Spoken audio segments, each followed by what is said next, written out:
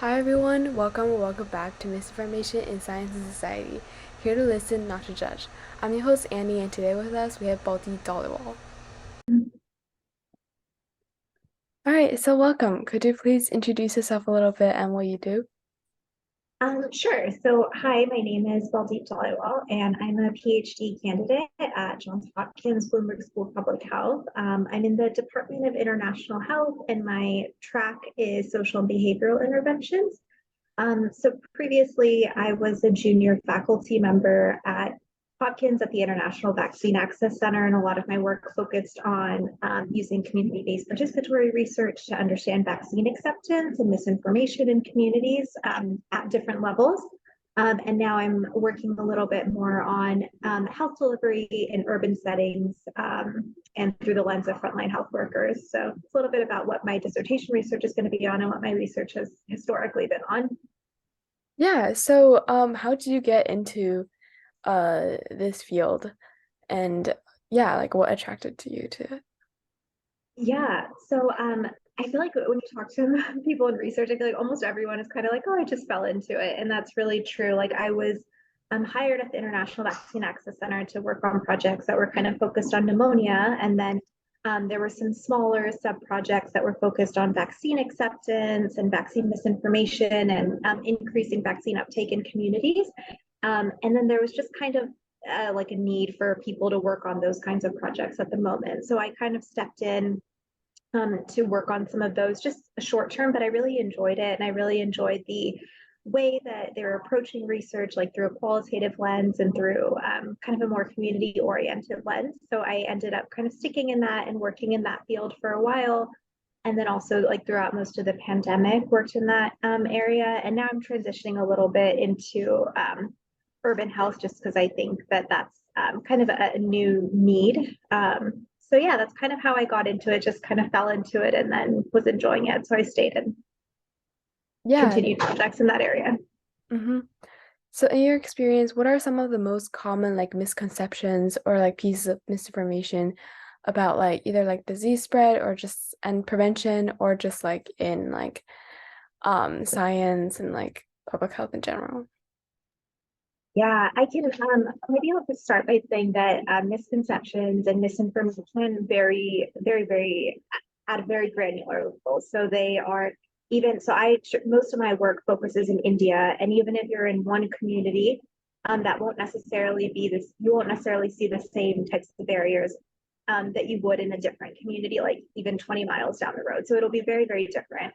So I'll just start by saying that misinformation and misconceptions are at like they differ at the most granular level. But I will say that some of what you see is kind of what you expect. There's like hesitancy in terms of distrust with government, in terms of distrust with local health officials. But on a more practical level, I think that a lot of the like hesitations and misinformation kind of comes from logistical issues, like not knowing when people are going to be providing vaccines, not knowing how many like shots that children might need to take. So, for example, a parent might get, one polio drop, like an oral polio drop for their child and think like, okay, I'm good, I'm set.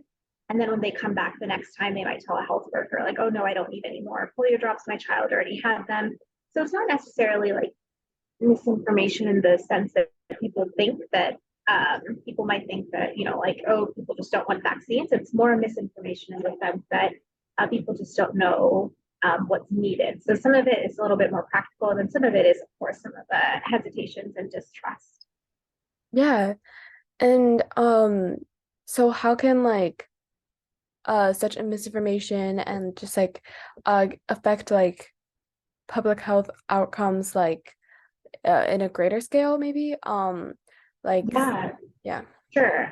So I can talk a little bit about that. So, there was, during the COVID pandemic, like there was a lot of misinformation about like children not needing routine immunizations or even parents not feeling safe enough to take their children for routine vaccinations, which we're kind of seeing the repercussions of now. That you have surges of polio, you have surges of measles in communities that hadn't previously seen these diseases, largely because of that kind of misinformation about not knowing how long like children could go without getting vaccines. So sometimes you see the outcomes not right away, but you'll see them in like 2 3 years down the line. Same with COVID. We're continuing to see COVID cases increase in communities with lack of without in areas that don't have as high vaccine coverage, or even areas that have the high vaccine coverage, you still don't have as much like booster uptake or bivalent booster uptake. So you're still continuing to see COVID circulate in these communities.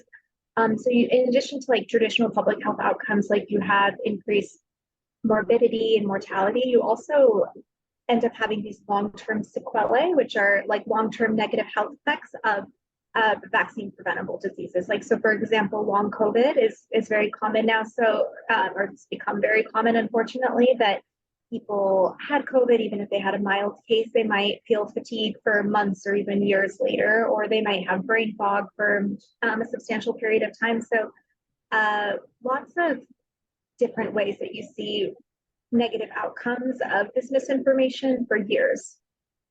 Mm-hmm. So then what strategies do you think are most effective in combating like health-related misinformation? Yeah, I think so. Again, I'll go back to the point about just how things vary at such a small level. So your interventions and changes that you make and things that you do to kind of target that, it needs to also be at a very, very granular level. So for example, if you're working in a community, I'll talk about a project that I did recently. We were working in a community in India, and in that project we were trying to increase vaccine uptake in communities. So what we did is we worked with local community leaders, local religious leaders, and we figured out what interventions would be best for that area. So for that area, we made WhatsApp videos of religious leaders and circulated them to people, so they were easy to kind of forward on WhatsApp. We also had other components of that intervention, such as like we used pamphlets of people who were from the community and had them advocate for vaccines, like in pictures and in text, and those were able to be shared with communities as well. I think the most effective way to design strategies to combat misinformation is to actually work with the community and figure out what are the specific hesitations in the community, what are the rumors that are circulating, what misinformation is present in the community, and then partnering with the community to really tailor solutions to those specific problems.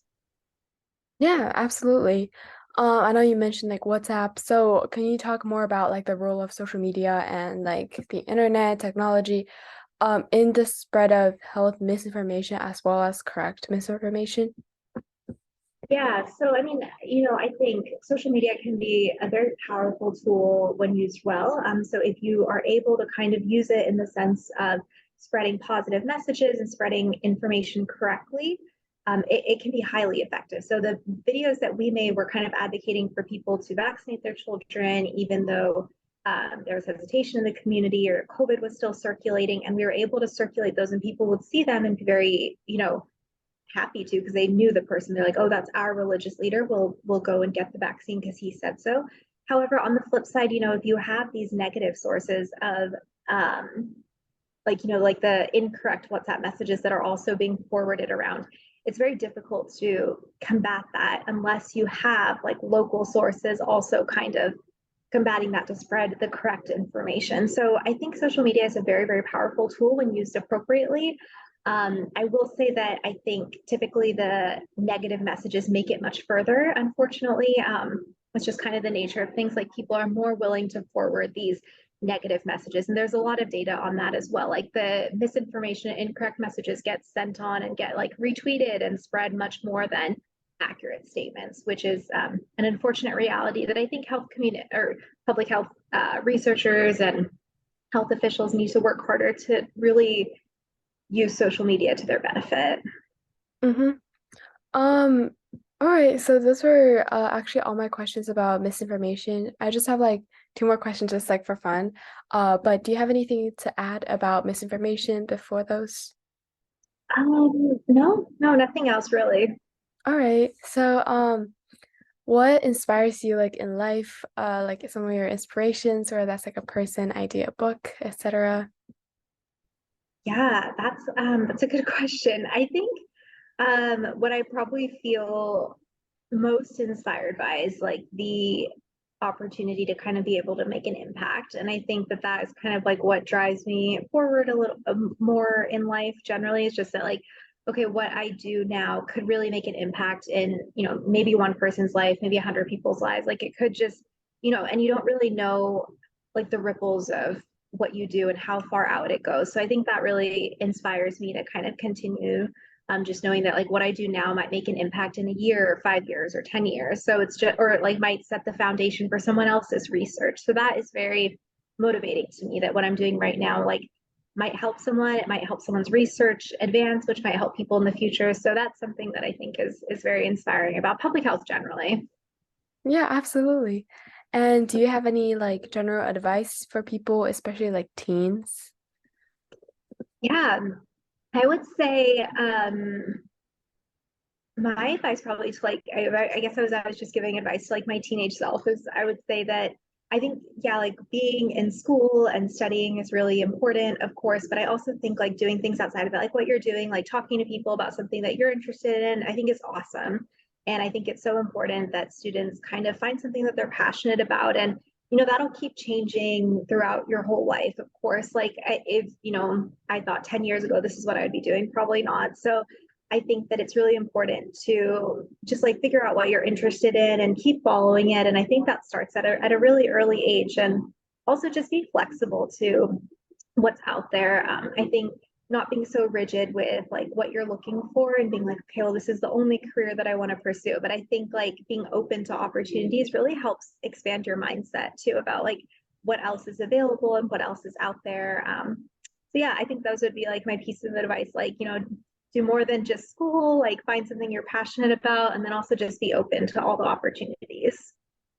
Yeah, yeah, absolutely. Thank you for that. And that's all I have. I know you're like super busy as well. So thank you for your time and insights. It was really nice talking to you. And Yeah, of yeah, course. have a good rest of your day. Thanks, you too. Bye. Bye.